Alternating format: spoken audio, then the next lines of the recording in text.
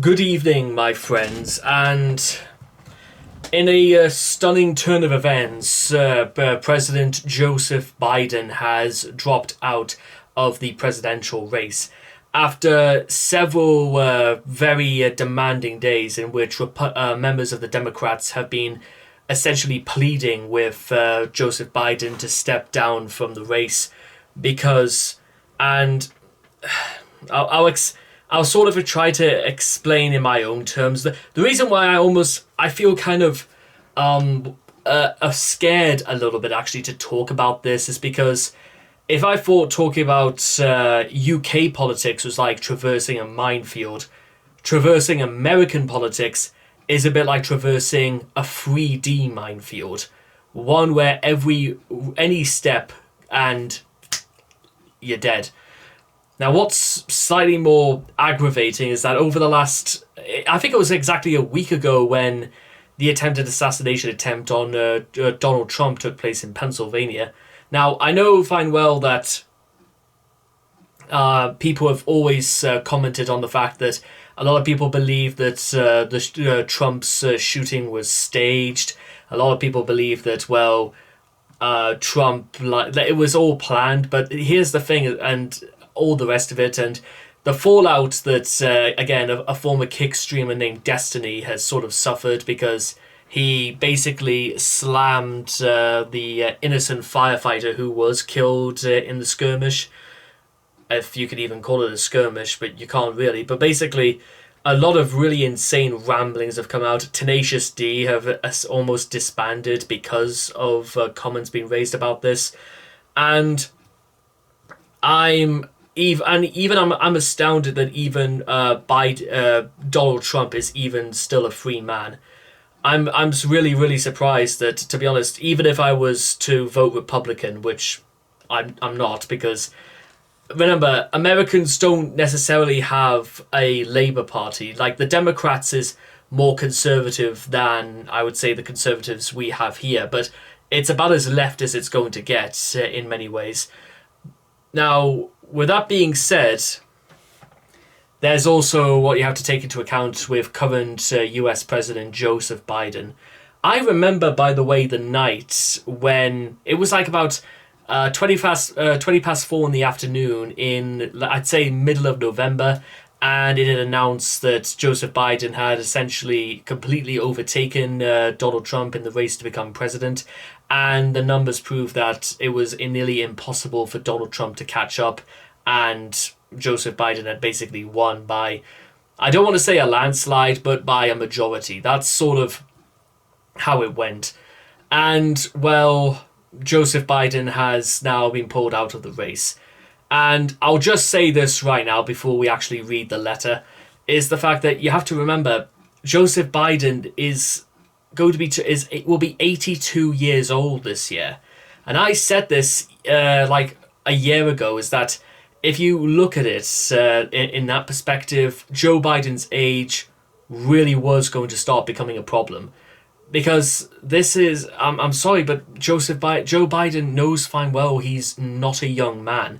He's probably the single oldest man in America's history to ever become president.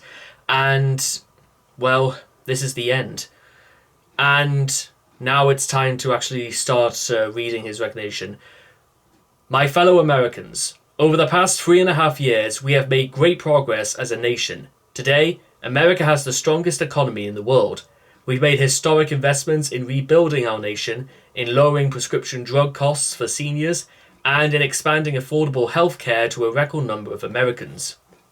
We've provided critically need to over 1 million veterans exposed to toxic substances, passed the first gun safety law in 30 years, appointed the first African American woman to the Supreme Court, and passed the most significant climate legislation in the history of the world. America has never been positioned to lead than we are today. I know none of this could have been done without you, the American people. Today, we overcome a once-in-a-century pandemic and the worst economic crisis since the Great Depression. We protected and preserved our democracy, and we revitalized and strengthened our allies around the world. It has been the greatest honor of my life to serve as your president, and while it has been my intention to seek re-election, I believe it is the best interest of my party and the country for me to stand down and to focus solely on fulfilling my duties as president for the remainder of my term. I will speak to the nation later this week in more detail about my decision. For now, let me express my deepest gratitude to all those who have worked so hard to see me re-elected. I want to thank Vice President Kamala Harris for being an extraordinary partner in all of this work. And let me express my heartfelt appreciation to the American people for the faith and trust you have placed in me. I believe today, what I always have, that there is nothing America can't do. When we do it together, we just have to remember we are the United States of America.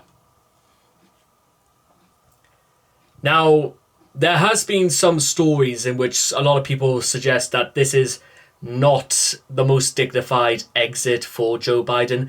And a lot of people will say that, well, perhaps it isn't, because not only is Joe Biden pulling out of the race that he won very convincingly in 2020, he's losing to a man who's been convicted, lost to a man who he beat last time, and like it or not, ladies and gentlemen, Donald Trump's popularity has almost never really waned, even as he left office.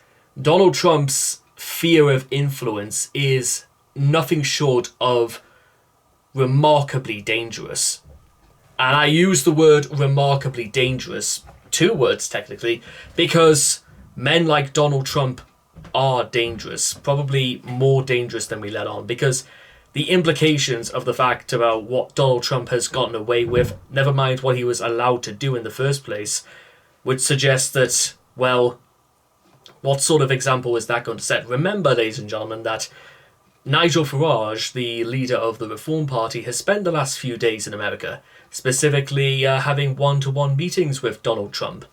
And all I have to say in that regard is, ladies and gentlemen, is that for those who know, and I know absolutely, and I'm not speaking literally as a member of the Labour Party, I'm speaking on behalf of what I know of Nigel Farage, is that it's men like Donald Trump are the ones that Nigel Farage is interested in. He's not actually interested in, ordinary British people. He's not really interested in the people who vote for him.